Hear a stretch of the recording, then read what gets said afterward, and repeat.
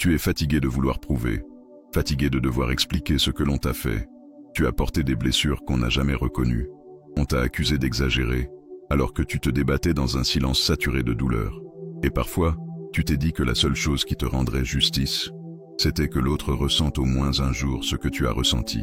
Cette brûlure de l'injustice, ce vertige du mépris, cette gifle invisible de l'indifférence. Tu ne veux pas blesser, mais tu veux qu'il sache. Tu ne veux pas détruire, mais tu veux qu'il voie. Et cette tension en toi, elle te consume. Elle te tient éveillé la nuit. Elle te vole ton énergie. Elle te fait douter de ta paix. Tu es comme un feu qu'on a enfermé dans un bocal. Il ne brûle plus vers l'extérieur. Mais à l'intérieur, la pression monte. Une étincelle suffirait pour tout faire exploser. Mais tu retiens. Tu retiens parce que tu sens confusément qu'exploser, ce serait leur donner ce qu'ils attendent. Et en même temps, te taire, te donne parfois l'impression de trahir ce que tu as vécu. Comme si ne pas parler, c'était nier la douleur. Comme si rester calme, c'était tolérer l'intolérable. Tu es coincé entre deux élans contraires, le besoin de justice et la soif de paix. Marc Aurèle disait « La meilleure vengeance, c'est de ne pas devenir comme ton ennemi ». Cette phrase, tu l'as peut-être déjà lue, mais aujourd'hui, tu vas l'entendre autrement. Pas comme un slogan, mais comme une porte. Une porte vers une autre forme de réponse. Une réponse qui ne cherche pas à punir, mais à transcender. Un chemin qui ne nie pas la douleur, mais qui la transforme en élévation. Aujourd'hui, tu vas découvrir 7 rappels philosophiques stoïciens qui vont t'apprendre à transformer ton envie de vengeance en une force silencieuse. Une force qui ne détruit pas. Une force qui reconstruit. Une force qui n'a besoin ni de cris, ni de scènes, ni de spectateurs, et reste bien jusqu'à la fin. Car le dernier rappel, c'est celui que les stoïciens considéraient comme la clé ultime. Celui qu'ils ne partageaient qu'avec ceux qui avaient déjà traversé le feu intérieur. Celui qui ne brille pas, mais qui éclaire. Tu n'as pas besoin de répondre. Tu n'as pas besoin d'expliquer. Tu n'as pas besoin de forcer l'autre à comprendre. Tu as juste besoin de retrouver ton axe. De tenir ton silence comme on tient une épée. Non pour attaquer, mais pour rappeler que tu n'es plus une cible. Ce voyage ne sera pas confortable, mais il sera libérateur. Et si tu sens que ta voix intérieure a besoin d'un lieu pour respirer, pour se reconstruire, pour se relever sans bruit, alors reste avec moi. Nous allons ouvrir ensemble un espace de clarté, un espace où la blessure ne commande plus, où c'est ta paix qui décide.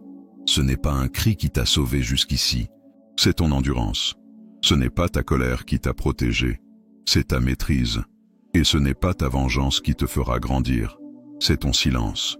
Maintenant, on peut commencer. Tu as ce réflexe, encore.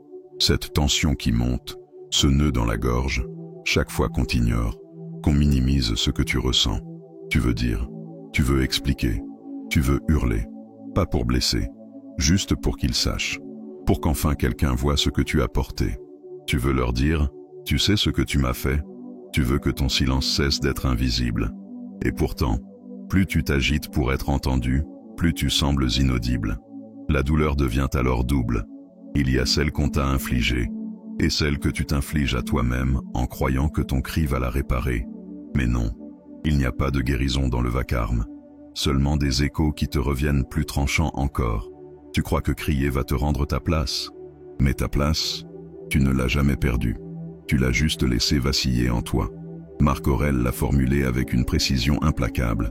Ce n'est pas parce que tu ne cries pas que tu acceptes, c'est parce que tu choisis de ne pas t'abaisser. Il ne s'agit pas de fuir, il ne s'agit pas de se taire par faiblesse. Il s'agit de choisir une autre posture, une posture qui ne cherche plus à convaincre, mais à exister, entièrement, intérieurement, solidement. Alors, la prochaine fois que tu sentiras monter cette vague, ce besoin presque vital de répondre, de dire, de crier, fais une pause, respire et garde ton énergie. Tu n'as pas besoin de la gaspiller en justification. Tu n'as pas besoin de te débattre pour être réel. Ce que tu ressens est déjà là, fort, vivant, présent, même dans le silence. Et observe ce que ton silence provoque, ce que ton absence de réaction déclenche. Il y a des regards qui fuient, des silences gênés, des esprits qui, enfin, s'interrogent. Parce que ton calme devient miroir. Et dans ce miroir, certains se voient pour la première fois. Tu es comme une lame immobile sur une table. Tu ne bouges pas, tu ne blesses pas. Mais tout le monde sent que tu es là, tranchant, sans violence, présent. sans explication. C'est cette force-là que tu cultives, une force que rien ne peut acheter, ni détourner, ni réduire. Et si aujourd'hui, tu choisis cette voie, écris-le, non pour moi, mais pour toi, pour l'ancrer, pour la graver. Écris, mon silence parle pour moi, parce que c'est vrai, parce qu'il est plus puissant qu'un cri, parce qu'il ne s'explique pas, il se ressent. Il y a cette fatigue sourde, constante, que tu portes sans toujours la nommer. Elle ne vient pas seulement de la blessure reçue, elle vient de tout ce que tu dépenses, intérieurement, pour revivre, reformuler, comprendre, expliquer, imaginer une réponse parfaite. Tu rumines la scène, tu analyses chaque mot, tu rejoues les silences, les regards, comme si ton esprit refusait de te laisser tranquille tant que justice ne sera pas rendue. Mais en vérité, tu ne fais que t'épuiser dans un théâtre intérieur où l'autre n'est même plus spectateur. Et pendant ce temps, celui qui a semé le chaos continue. Il dort, il rit, il vit peut-être sans penser une seconde à ce qu'il a laissé derrière lui. Et toi, tu t'empoisonnes avec des scénarios qui ne changeront rien. Ce n'est pas ta faute. C'est humain. C'est même noble, ce désir de réparer, de comprendre, de remettre les choses à leur juste place. Mais parfois, ce désir devient un piège, une chaîne invisible. Épictète disait avec justesse, « Celui qui t'a déséquilibré ne mérite pas que tu restes en déséquilibre. » Et pourtant, c'est ce que nous faisons souvent. Nous laissons notre équilibre intérieur entre les mains de ceux qui n'ont pas su le respecter. Nous donnons notre énergie précieuse à ceux qui n'ont pas su l'honorer.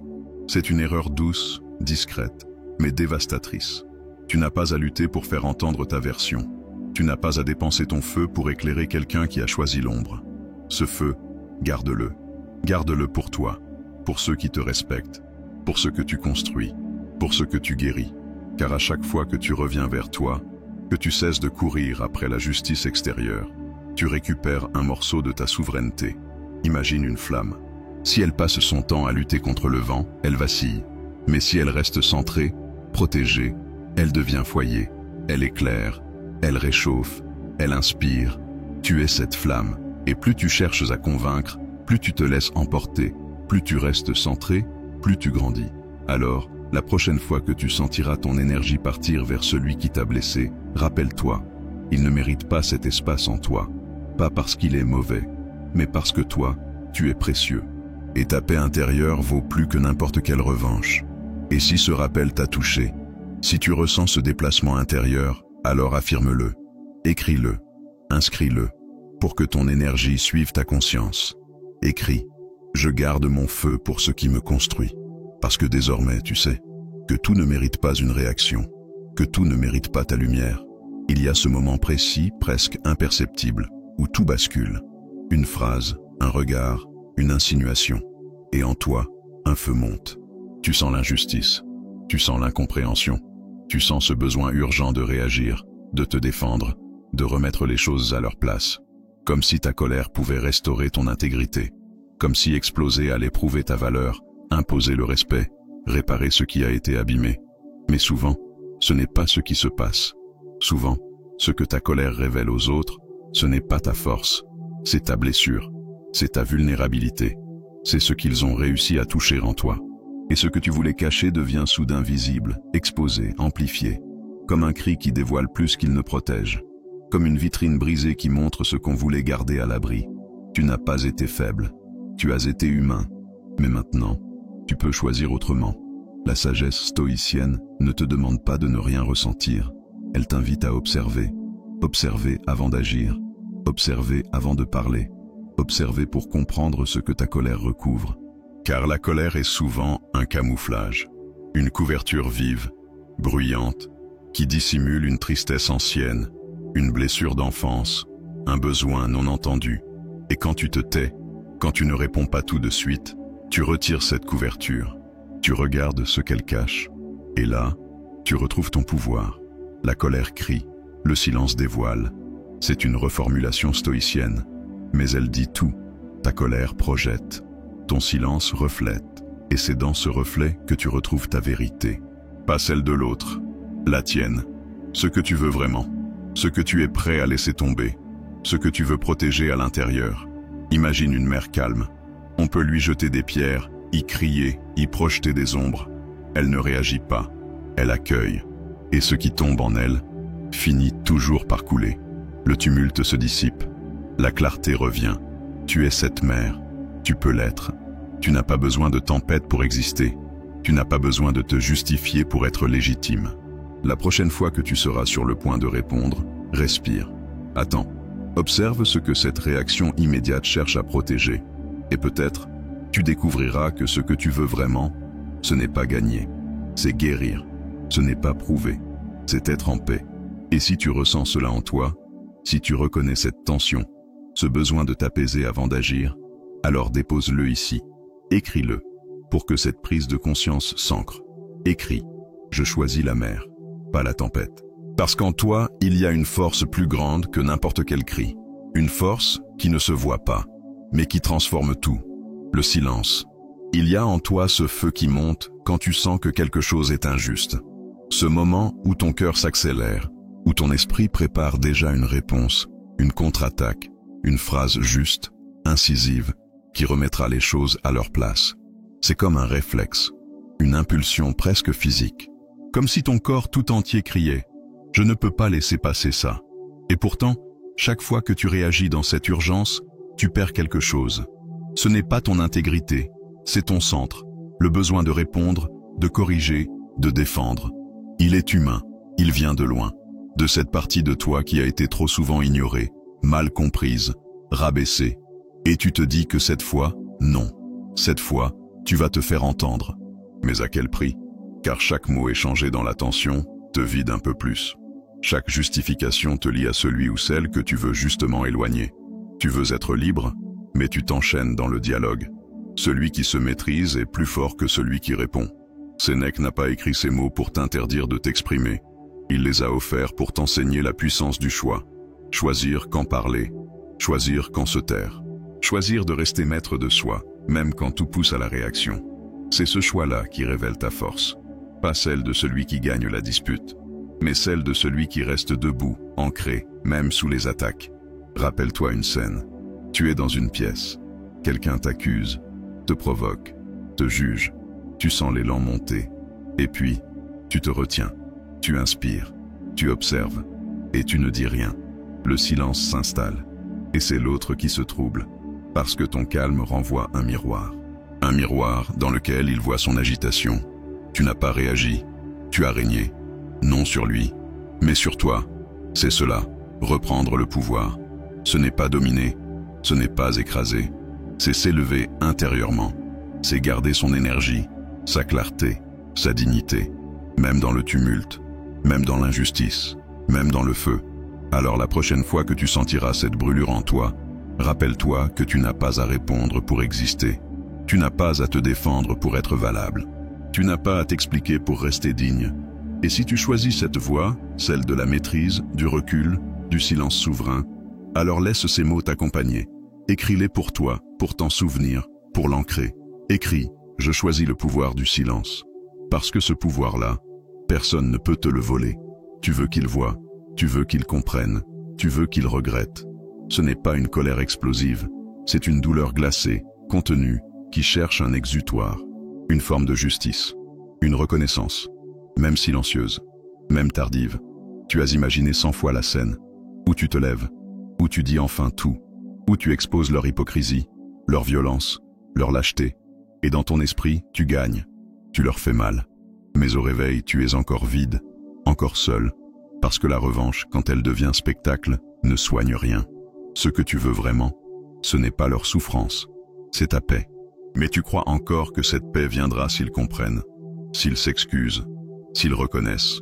Et alors tu parles, tu expliques, tu prouves, mais à chaque mot, tu leur redonnes le pouvoir, parce qu'ils savent que tu regardes encore, que tu attends encore, que tu espères encore une réaction, une validation, et cela les nourrit. Celui que tu ignores vraiment commence à se regarder. Ce n'est pas une provocation, c'est un principe. Tant que tu es dans leur champ de vision, ils te regardent. Mais dès que tu te retires, que tu coupes, que tu ne donnes plus ni réaction, ni trace, ni réponse, alors ils sont seuls, face à eux-mêmes, sans écho, sans spectateur, et ce vide-là fait plus de bruit qu'un cri, ce silence, ce retrait, ce vide conscient. Ce n'est pas une fuite, c'est une ascension. Tu n'es plus là pour gagner contre eux, tu es là pour gagner en toi. Et pour cela, tu dois quitter la scène. Ne plus jouer le rôle qu'ils t'ont assigné, ne plus entretenir la pièce, ne plus répondre au script de la douleur. Imagine une scène, tu fermes une porte, doucement, sans violence, mais définitivement. De l'autre côté, ils attendent que tu cries. Tu ne cries pas. Ils t'écrivent, tu ne réponds pas. Ils t'observent, tu n'apparais plus. Et un jour, ils comprennent. Tu ne veux pas qu'ils te voient perdre. Tu ne veux même plus qu'ils te voient du tout. Tu es sorti de leur pièce. Tu es devenu la montagne, immobile, inaccessible, présente. Et cette hauteur les dépasse. Alors si tu as compris que le silence n'est pas une punition mais une transformation, si tu as senti que ton retrait est une forme d'élévation, écris « Je sors de la scène, je deviens la montagne ». Parce que c'est là, dans ce détachement sans haine, que tu retrouves ta vraie puissance. Il y a en toi une lucidité blessée. Tu vois clair. Tu comprends les jeux, les manipulations, les non-dits, les regards fuyants et les paroles déguisées. Et souvent, une partie de toi veut le dire. Non pas crier, mais signaler. Mettre les mots là où le silence a trop duré. Prouver que tu n'es pas naïf, pas aveugle, pas dupe. Tu veux qu'on sache que tu sais. Mais cette envie te brûle plus qu'elle ne t'élève. Parce qu'à chaque tentative d'explication, tu te sens vidé, incompris, et parfois même humilié. Parce que l'autre fait semblant de ne pas comprendre. Parce qu'il esquive. Parce qu'il inverse les rôles. Parce qu'il te fait douter de ta propre perception. Et alors, tu ressens une tentation, celle de disparaître. Mais pas par faiblesse, par discernement. Car plus tu parles, moins on t'écoute. Plus tu expliques, plus on te déforme. Et c'est là que tu découvres la puissance de ne rien dire, de laisser les faits parler. Ton absence, ton calme, ta constance. Ceux qui voient sans parler sont plus écoutés que ceux qui crient sans voir. Ce n'est pas l'intensité de ta voix qui fait autorité, c'est la clarté de ta vision, soutenue par ton comportement, par ce que tu es, par ce que tu fais, et surtout, par ce que tu choisis de ne pas dire. Imagine une scène, tu es dans un repas. Quelqu'un fait une remarque blessante, déguisée comme un coup en passant. Autrefois, tu aurais réagi, justifié, rendu coup pour coup. Aujourd'hui, tu regardes. Tu ne souris pas, tu ne participes pas, tu ne donnes rien, et ce rien devient immense. Il crée un vide, et dans ce vide, l'autre s'écoute enfin. Ton silence n'est pas une soumission, c'est une alerte muette, une barrière invisible, une affirmation sans cri. Et ceux qui sont encore capables de respect le sentent. Ceux qui ne le sont pas s'éloignent. Et c'est tant mieux. Tu deviens comme un moine dans un monde de bavards. Et ta paix devient rare, précieuse, puissante. Elle attire ce que le vacarme repousse. Elle révèle ce que les mots trahiraient. Alors si tu marches dans cette voie, si tu sens que ton silence n'est pas une absence, mais une présence concentrée, alors écris. Je construis dans le calme ce que le chaos ignore. Car ce que tu ne dis pas, élève ce que tu es. Tu es fatigué, pas physiquement, mais intérieurement. Fatigué de vouloir faire comprendre. Fatigué de vouloir prouver que tu méritais mieux. Fatigué d'espérer un retour, une reconnaissance, un éclair de conscience chez ceux qui t'ont blessé. Alors tu as pensé que te taire leur ferait mal, que ton silence les punirait, qu'il deviendrait ton arme. Mais cette pensée, elle est encore enfermée dans le besoin d'eux. Le vrai silence, celui qui élève, ne veut plus punir. Il ne cherche plus à blesser. Il ne cherche plus rien chez l'autre. Il devient un espace que tu choisis, un lieu où tu redeviens entier, un sommet sans spectateur. Tu ne te tais pas pour qu'il souffre. Tu te tais pour ne plus souffrir. Tu ne t'éloignes pas pour qu'il te court après. Tu t'éloignes pour enfin te retrouver. Ce n'est pas une arme, c'est une ascension. Ce n'est pas une fuite, c'est une élévation. Tu ne quittes pas la scène avec rancune. Tu quittes la scène parce que ta pièce ne se joue plus ici, parce que les cris, les affrontements, les revanches t'enfermaient dans le rôle de la douleur. Et toi, tu choisis la grandeur. Tu quittes la terre des conflits, lentement, silencieusement. Tu montes, tu ne regardes plus en bas, tu ne vérifies plus s'il te regarde. Tu n'attends plus d'être compris. Tu deviens ce qu'on ne peut plus atteindre, pas parce que tu t'enfermes, mais parce que tu t'élèves. Là où aucun mot toxique ne t'atteint, là où le tumulte s'épuise, là où ta paix n'a plus besoin d'être prouvée. Ce silence, c'est ta nouvelle voix. Pas celle qui fait peur, pas celle qui se venge, mais celle qui rayonne. Tu n'as plus besoin de montrer que tu as été blessé, car maintenant, tu incarnes la guérison. Tu n'as plus besoin de démontrer ta force, car ton absence parle plus fort que toutes tes anciennes colères. Si tu ressens cela, si tu comprends que le silence n'est plus un moyen de blesser, mais un moyen de renaître, alors écris. Mon silence est une élévation, pas une arme. Car la vengeance la plus puissante, ce n'est pas le cri, ce n'est pas la riposte. C'est la paix retrouvée dans le silence d'un cœur qui n'attend plus rien. Tu as marché longtemps dans l'ombre de ta douleur. Tu as espéré, supplié parfois, que quelqu'un comprenne ce que tu portais. Mais chaque mot échangé t'a ramené à cette même impasse. L'autre ne comprend pas, l'autre ne veut pas comprendre. Et dans ce vide, tu t'es retrouvé face à toi-même, face à ce choix silencieux que peu osent faire, se taire, non par faiblesse, mais par maturité. Tu as peut-être cru que ton silence était un poids, qu'il t'éteignait, qu'il faisait de toi quelqu'un qu'on piétine. Mais c'est ce même silence qui t'a permis de rester debout quand d'autres se sont effondrés dans la rage ou la vengeance. C'est lui qui t'a permis de respirer quand tout autour appelait au chaos. Ce n'est pas le bruit qui t'a sauvé, c'est le calme. Ce n'est pas l'affrontement qui t'a élevé, c'est le retrait. Tu es cette personne qui n'a plus besoin de hurler pour exister. Tu es cette montagne tranquille qu'aucune tempête ne déplace. Tu es ce regard lucide qui traverse le vacarme sans y laisser son âme. Et ce que tu vis aujourd'hui, cette ascension silencieuse, n'est pas visible pour tous. Mais elle est réelle, elle est puissante, elle est ta vérité. Tu n'as pas été faible, tu as été humain. Et maintenant, tu choisis. Tu choisis la paix au lieu du combat, la hauteur au lieu de la vengeance, le silence au lieu du bruit qui détruit.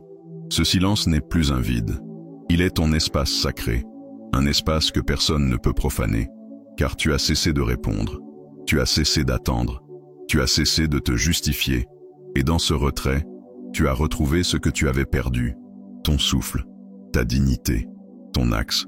Ce n'est plus eux que tu veux atteindre, c'est toi, dans ton plein rayonnement, toi, sans chaîne, toi, libre. Tu n'as pas besoin qu'on reconnaisse ton calme, tu n'as pas besoin qu'on valide ton silence, tu n'as pas besoin qu'on t'entende pour que ta vérité existe. Tu existes déjà, tu brilles déjà, et ce que tu construis dans l'ombre deviendra ta lumière. Tu n'as pas fui, tu t'es élevé, tu n'as pas perdu, tu as gagné autrement. Le silence n'est pas ce qu'on t'a imposé, c'est ce que tu as choisi. Et ce choix, peu peuvent le faire. Ceux qui réagissent sont nombreux, mais ceux qui transforment, ceux qui transcendent, sont rares. Et toi, tu fais partie de ceux-là. Tu es resté debout sans faire de bruit. Tu as encaissé sans t'écraser. Tu t'es éloigné sans te justifier. Et dans ce silence, tu es devenu une force que plus rien n'arrête. Retiens ceci, tu n'es pas en train de disparaître. Tu es en train de devenir invisible aux choses qui ne méritent plus ton énergie. Et c'est là que commence ta vraie paix. Si ce voyage t'a apporté de la clarté, de la force, de la dignité, reste avec nous. Abonne-toi, aime cette vidéo et partage-la avec quelqu'un qui en a besoin. Et si tu es resté jusqu'ici, écris « Je me tais, non par peur, mais par puissance ».